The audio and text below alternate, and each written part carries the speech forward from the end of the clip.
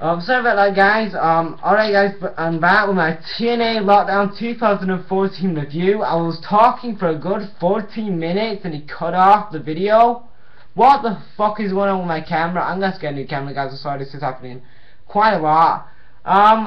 So the first match tonight, I'm not gonna go. I'll give my thoughts at the end of the video because this camera I don't know what's going on with the camera lately. So yeah, Lockdown opens up with a 6-man tag. So the first match of the night was a 6-man tag match. It was the Wrestle One team versus Bad Influence and Chris Sabin.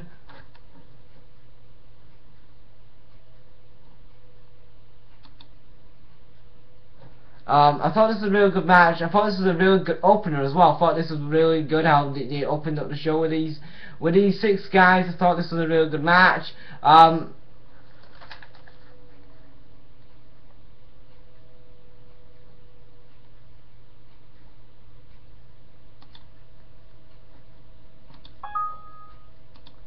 Yes, I thought this was a really good match. I thought this was a really good match. Who was it? I think it was Sandra Naki. I think it was Sandra. One wrestle one team hit a double dropkick on Sabin and Daniels. Then the Great Moody hits a missed on Kazarian. Then the other member wrestle one team hits a moonsault for the win. I thought this was a really good opener, like I said, and the crowd were really into it. Then we get a segment. Spud comes out. He calls out Dixie Carter. She says that Jeff Hardy is banned from the arena, and she says that she's gonna win. That her team's gonna win the match tonight. Second match tonight is Samuel Shaw versus Mr. Anderson. The funny part of this match was when funny part before this match was actually when Samuel Shaw tried to kill himself. Trying to kill himself. He climbs up the cage and he says, Christy, well, he's shouting for Christy, and then he says, well, if you're not going to come out, I'm going to end it professionally myself. So he tries to almost jump off the cage, and then Anderson calls him a creepy bastard, and then the fans do a creepy bastard chant. So then we get the match. I thought this match was pretty good. It wasn't a great match. It was just a decent match, I guess. Anderson does hit a mic jack on the top turnbuckle, which I thought was Mr. Anderson does hit a mic jack on Samuel Shaw off the turnbuckle. I thought it was pretty good. Then Samuel Shaw tries to get. Then Samuel Shaw pulls Christy Hemme into the camera hole, and in the ring, then Anderson is. This is when Anderson's like trying to climb up the cage. So he climbs back in the cage. He climbs back in the cage. He puts in, and then he takes Christy Hemme out of the cage. Then Samuel Shaw turns around and gets. And then Mr. Anderson turns around and puts Mr. Anderson in a like a sleeper neck breaker kind of thing. And makes him tap out for the win. So yeah, Samuel Shaw gets the win. I thought this was a pretty good match. Then we get a segment. Rude, he's giving his team a pep talk. They're arguing a bit. The third match tonight was an open challenge. It was EC3 versus Bobby Lashley. Bobby Lashley. So EC3 versus Bobby Lashley. I didn't really care about this match too much.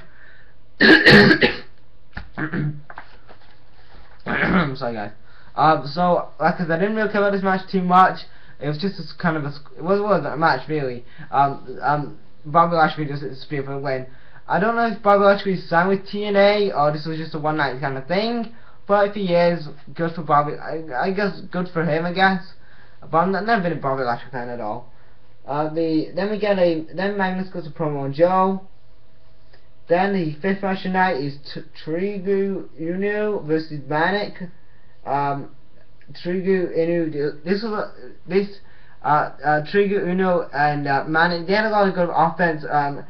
Trigu Uno has the splash for the win. The fourth match tonight was the last man standing match. It was Storm versus Gunner. Before the match, Gunner and Storm do a bit of brawling.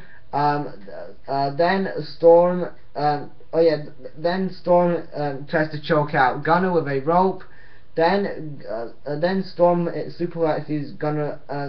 suplexes Storm onto two chairs. Then before that, Gunner gets hit with a steel chair.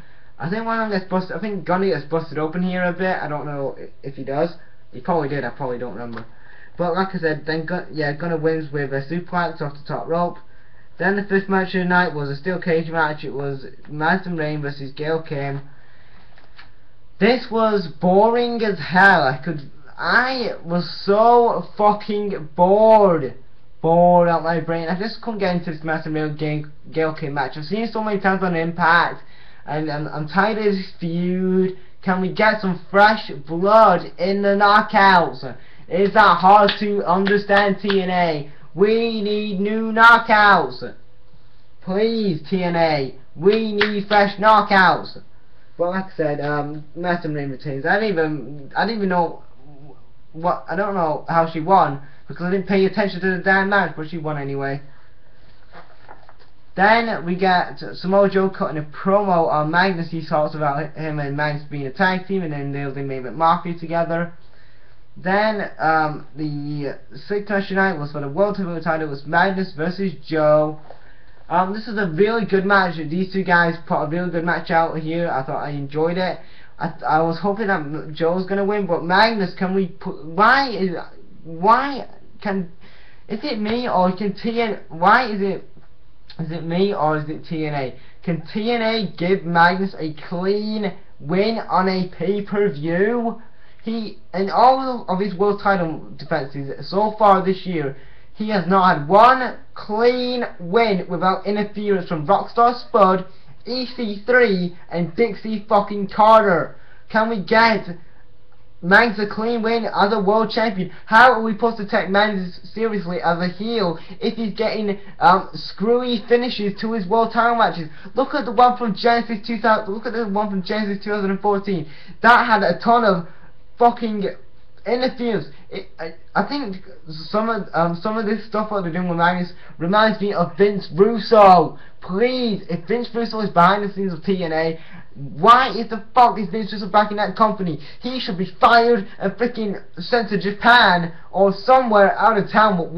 He just needs to get away from pro wrestling in general. He does not know how to run a wrestling show. And if you brought back TNA to bring him back because you think he knows about wrestling, he does not know a thing about wrestling. Or just because he worked with Vince McMahon, the greatest wrestling man in the business today.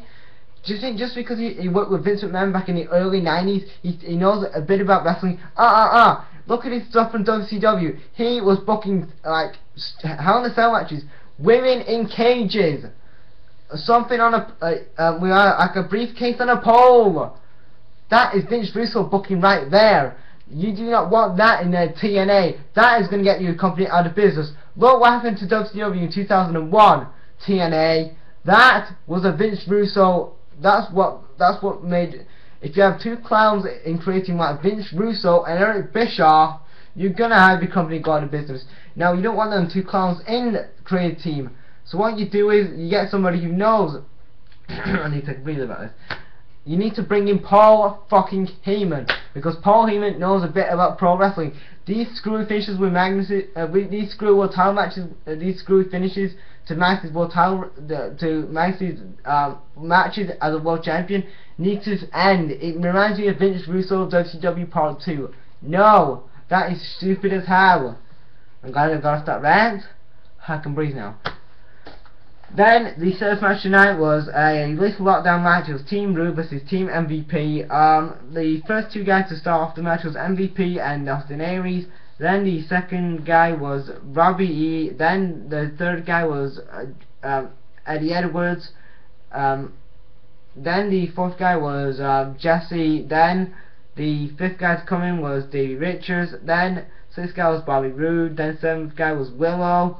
Then Dixie comes out. She announces that Bully is going to be the special guest ref.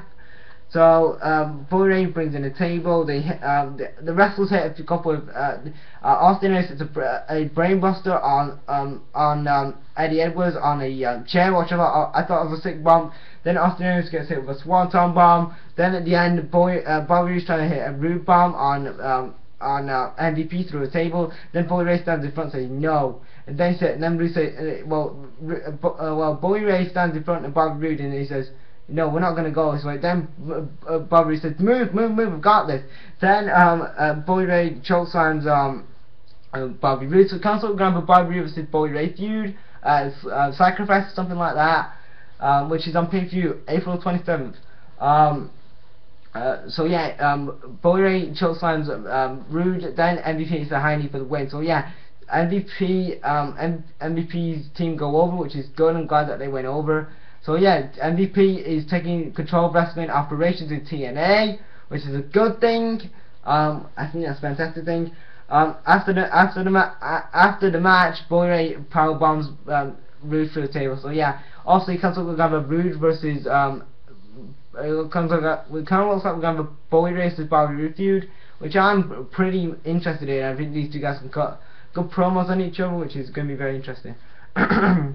But like I said, so that was so I thought the Lethal Lockdown match was good, the World Title match, the Joe match was good, the 6-man tag match was really good as well. So yeah, so that was my review of TNA Lockdown 2014. What do you guys think of this show? Leave your thoughts in the comments, and thanks for watching, guys. Brag out.